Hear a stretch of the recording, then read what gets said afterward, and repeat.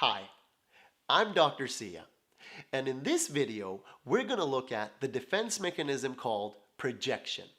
Now, if you're not sure about what defense mechanisms are, please go ahead and check out one of my other videos on defense mechanisms where we break it down and I give you some examples and I even look at the defense mechanism intellectualizing in that one.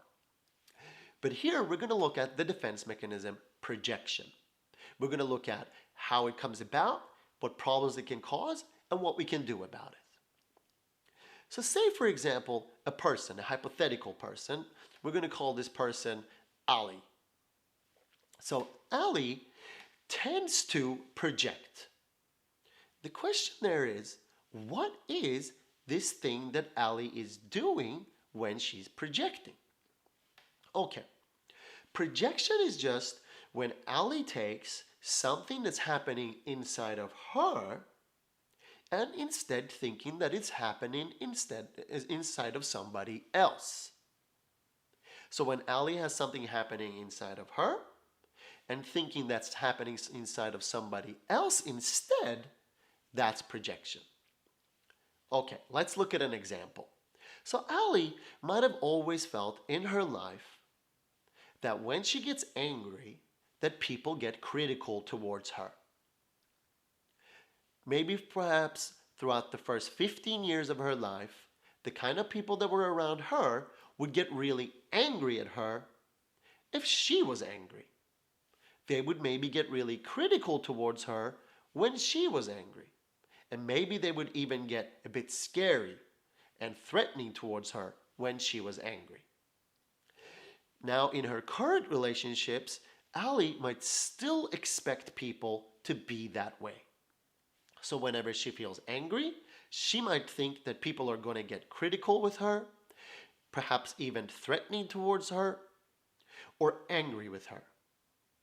Now, of course, the problem with projection and the problem with defense mechanisms in general is that whether or not it's true, it's still going to be there telling Ali that people are being critical towards her. So she might be angry, and a person she's with in her life might be totally okay with that. They might be okay with her anger. They might even be apologetic for what they've done. But Ali can't see that because all she can see in that moment is criticism. So her brain is saying, the person in front of me is doing exactly what everyone else always did. They're criticizing me, even though that's not actually even happening.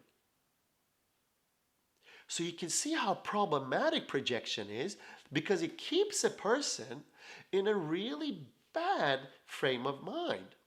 Whatever happened to me in the past is going to keep happening forever in the future. When there's a difference, when the thing I think is going to happen is not happening, I'm still too blind to see that. So what projection does is it keeps Ali feeling judged and criticized and perhaps even threatened, even though no one is trying to threaten her and no one is judging her. You can see how problematic that would be. So what can we do for Ali in this situation? Well, we can help her see that other people are not actually judging her. They're not actually being threatening towards her anymore. They were in the past, but they're not anymore. That these people in her current life are supportive and helpful. And that this idea going on in the mind that others are judging her or being threatening towards her are not real.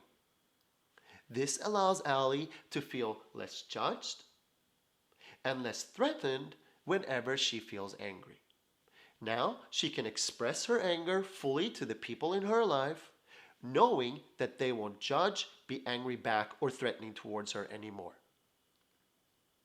So you can see by identifying defense mechanisms and seeing when and where they tend to operate, we can help a person feel a lot better by combating these defense mechanisms together.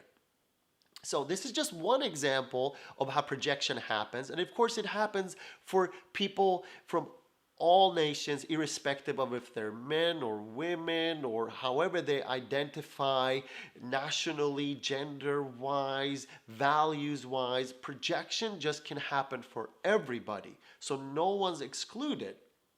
And I suppose that's a little bit unfortunate because it means that we're all susceptible to having this thing inside us that says, look, you're worse off in this situation than you actually are. You're going to get hurt, or people are going to think bad things about you. The good side, the upside here is that psychotherapists tend to be expert at helping out in these situations. They tend to be experts at identifying defense mechanisms like projection and helping people gain the awareness they need about these defense mechanisms like projection so they can do something about them. Because after all, that's the most important part. Once we know what something is and we can see it clearly, we can start making a choice, a conscious choice, about whether we want it in our lives or whether we don't. Now, there's a lot more that can be said about projection. If there's anything I haven't said here and you want more examples, put a comment in the link, let me know, and I'll post a new video about it. So don't forget to subscribe, don't forget to like, don't forget to comment, and I'll see you next time. But I'm just going to wait until you actually press the subscribe button though. Okay, thank you. I wait around for it. Bye-bye.